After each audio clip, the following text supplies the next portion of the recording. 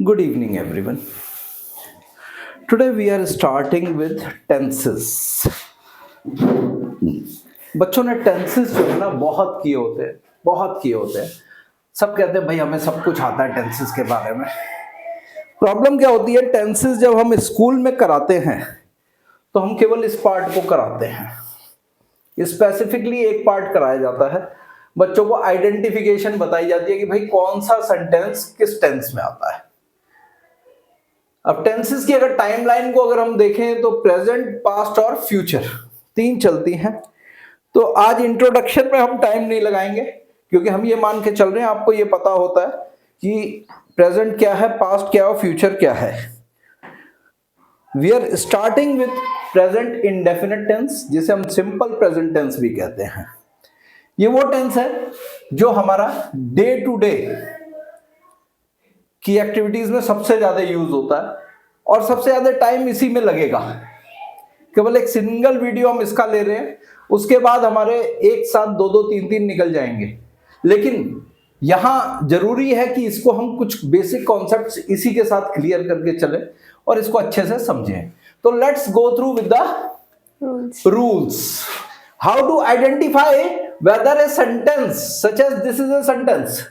अब ये सेंटेंस है, he goes to school, he is the subject, this is the verb, this is the preposition and this is the object. अब basically हमें कैसे पता चलेगा कि ये सेंटेंस प्रेजेंट इंडेफिनिट आ रहा है? ये गोज, यानी आइडेंटिफिकेशन क्या हुई? वर्ब। इसमें हम देखेंगे कि वर्ब की फर्स्ट फॉर्म विद और विदाउट एस और ईएस लगेगी। फॉर एग्जाम्पल यहाँ पे हमारा थर्ड पर्सन का है he pronoun, so we are using ES with it, but the main thing is V1 is applying here, so we will see that V1 verb's first form go is the basic verb because जैसा बताया he is the third person और singular number है, not only third person, singular number है। तो इसके साथ में s और es यूज होगा वर्ब के साथ में। तो यहां पर हमारा क्या सेंटेंस बना? हमारा सेंटेंस बना goes, he goes to school। जब यहां goes लिखा होगा दैट मीन्स सेंटेंस किस में आया? Present indefinite. अब देखिए यहां पे थर्ड पर्सन प्लूरल नंबर लिया हमने, क्या? दे के साथ में प्ले, दे के साथ में प्ले। अब प्ले क्यों आया भाई? वर्ब है प्ले, क्योंकि थर्ड पर्सन प्लूरल है, प्लूरल के साथ में एस और ईएस नहीं आता, तो यहां प्ले। ये सिंपल सा रूल है, हमें ध्यान रखना है वर्ब के साथ में एस या ईएस, यानी बेस फॉर्म के साथ में एस या ईएस लगेगा या फिर नहीं लगेगा। आई के साथ आई होता तो गो हो जाता, यू होता तो गो हो जाता, वी होता तो गो हो जाता।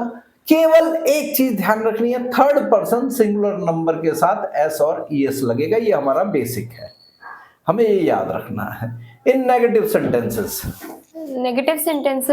the rule is subject plus do or does with not plus V1 plus object. For example, he does not play football, so we are using the subject. Then because it is a negative sentence we are using not, and we are does using is a helping verb. Play is our verb's first form because we are using present indefinite tense, and football is our object. तो सीधा सीधा negative में भी use हो गया हमें। Same is with the next example, they do not study. ठीक है, नेक्स्ट आता है interrogative. Interrogative, which are question sentences. So we first use do or does plus subject with verb's first form and object, and we put a question mark at the end. Make sure that you are putting up a question mark. Interrogative है तो question mark रहेगा। Formula same रहेगा do और does का, S E S जहां लगना है वहां पे डज लगेगा, जहां नहीं लगना वहां पे डू लगेगा। Very simple. Does he play football, does he play football, do they study, that is simple. ये तो था हमारा बेसिक पॉइंट। बेसिक पॉइंट का मतलब हमें ये पता चलेगा कि कौन सा सेंटेंस प्रेजेंट इंडेफिनिट में। एक्चुअली स्कूल में केवल आपको एक टेबल बनवा देते हैं, उससे खत्म होता है, लेकिन अब पॉइंट ये आता है where to use, this is the most important thing. How to identify हमने देखा, and where to use is the main point. हमें ये देखना है कि हमने इसको यूज कहां करना है, कौन कौन सी ऐसी एक्टिविटीज हैं जहां पे ये प्रेजेंट इंडेफिनिट यूज होगा। बेसिक जितने हैबिचुअल एक्शन है हमारे, जो रूटीन के वर्क है जिसको बोलते हैं, उसमें हमारा सबसे पहले ये टेंस यूज होता है। ये याद रखेंगे, जितने हैबिचुअल एक्शन है प्रेजेंट के, मेक श्योर प्रेजेंट के। जैसे I wake up early in the morning, simple सा है, I wake up, present indefinite है, ठीक है। I go to morning walk daily, I go to morning walk daily, simple सा सेंटेंस है, हैबिचुअल एक्शन है। जितने हैबिचुअल एक्शन है वो सारे के सारे इसमें आएंगे, समझे। ये बड़ी बेसिक सी चीज है, इस चीज को ध्यान रखना आप। Next, universal truth which are our facts. For example, water boils at 100 degrees Celsius, earth revolves around the sun. All these are universal truths, so we will use present indefinite with them. बड़ा simple सी चीज है, जितने facts हैं, facts वो सारे के सारे इसी टेंस में यूज होते हैं। ध्यान रखिएगा, इसमें कभी पास्ट टेंस यूज नहीं होगा, इसमें प्रेजेंट टेंस ही यूज होगा। Even though you are changing the narration, तब भी प्रेजेंट इंडेफिनिट रहेगा। जब हम नरेशन करेंगे तो इसे डिटेल में बताएंगे। इन रनिंग कमेंट्री, अब देखिए ये बड़ा इंपॉर्टेंट पार्ट आता है। आजकल क्रिकेट की सीरीज चल रही है, बॉर्डर गावस्कर सीरीज, और उसमें क्रिकेट चल रहा होता है। If you look at the commentary which is going on at that time, तो कमेंट्री क्या कहती है? कमेंट्री कहती है भाई, PAT Cummins bowls to Virat Kohli and he hits a six. Hits balls. अब even though the thing is going on at that time, even though it is going on, that means present continuous tense, but while we are making it a running commentary at that time, we will write balls and hits. This is the basic rule. ये बच्चों की बहुत बड़ी mistake होती है running commentary के अंदर, ये बच्चे इसको लेके चलते हैं, ये गलत होता है। यहाँ पे कर देते हैं Pat Cummins is bowling to Kohli and Kohli is hitting a six, it is incorrect. ध्यान रखिएगा, सेम चीज इसमें एग्जांपल हम दे सकते हैं। जब आप देखते हैं रिपब्लिक डे परेड चल रही होती है, आर्मी के कंटिजेंट आते हैं, टैबलेट्स आते हैं, स्कूल चिल्ड्रन आते हैं, आप सबसे पहले देखते हैं वहां पे कमेंट्री वहां भी रनिंग होती है। Whenever you listen that on Doordarshan, English और हिंदी दोनों में चल रही होती है। If you listen that carefully, the army contingent salutes the president, the army contingent salutes, not is saluting. ध्यान रखना इस चीज को, ये बेसिक चीज है।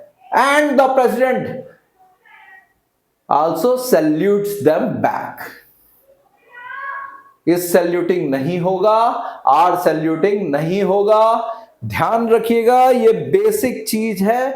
रनिंग कमेंट्री है तो प्रेजेंट इंडेफिनिट यूज होगा, ठीक है। ध्यान रखना, ये बहुत इंपॉर्टेंट पॉइंट है।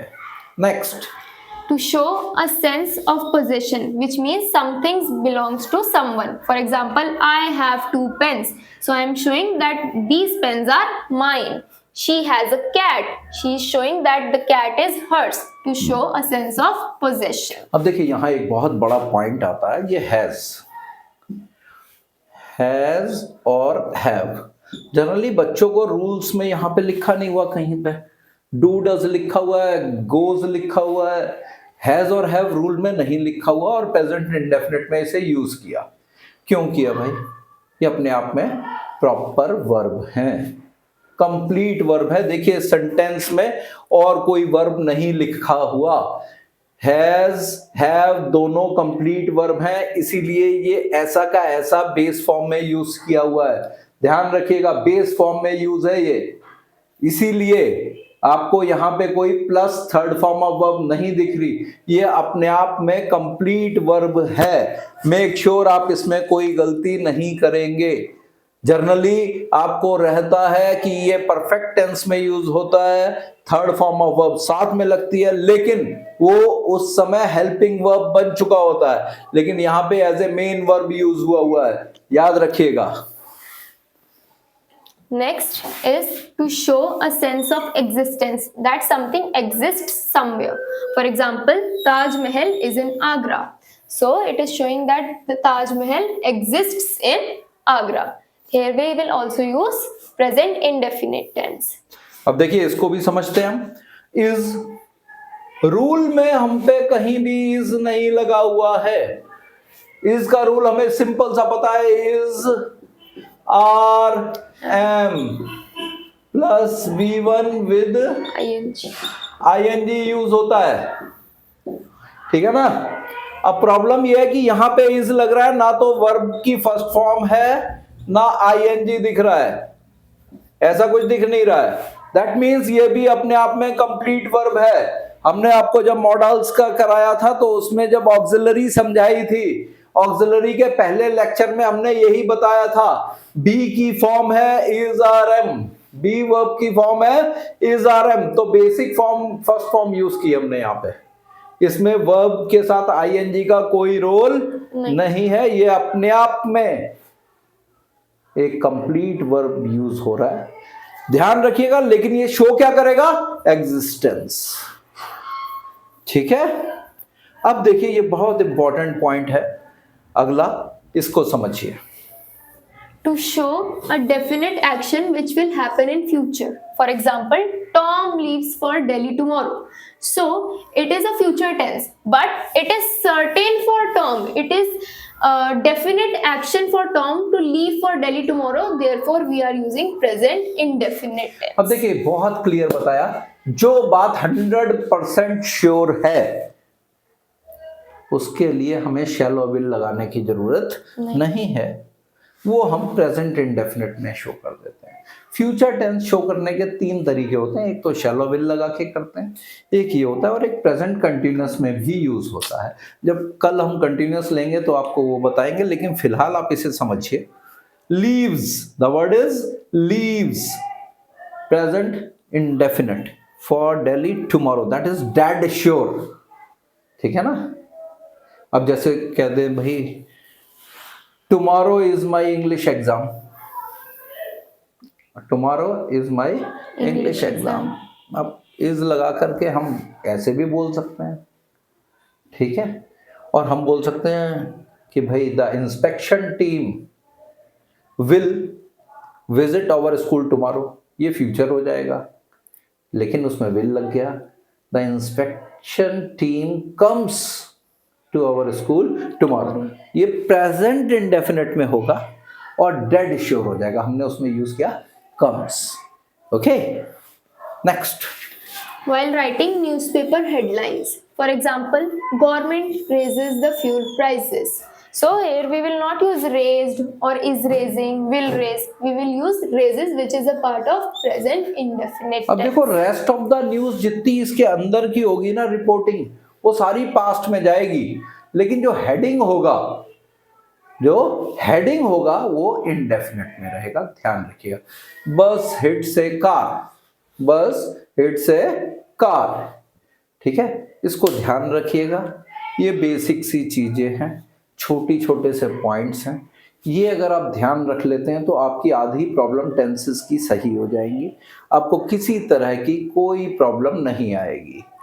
एक क्विक रिकॉल करते हैं हम इसको, दोबारा से एक बार देखते हैं कि कहाँ हम इसको यूज करने जा रहे हैं। Let's make it. Okay, so first we will use it in habitual action. For example, I wake up early in the morning. Next, universal truths or facts. Water boils at 100 degrees Celsius. In running commentaries, to show a sense of possession, to show a sense of existence, to show a definite action which will happen in the future, and to write newspaper headlines. तो make sure that you people go through with all these points, remember these points, these are going to help you not only in your board exams, in your daily basic grammar activities, but also while speaking or to improve your communication skills. क्योंकि आज की तारीख में problem क्या चल रही है, problem ये चल रही है कि भैया बच्चे इंग्लिश तो बोलते हैं बट बेसिक गायब है, इंग्लिश गायब है उनकी.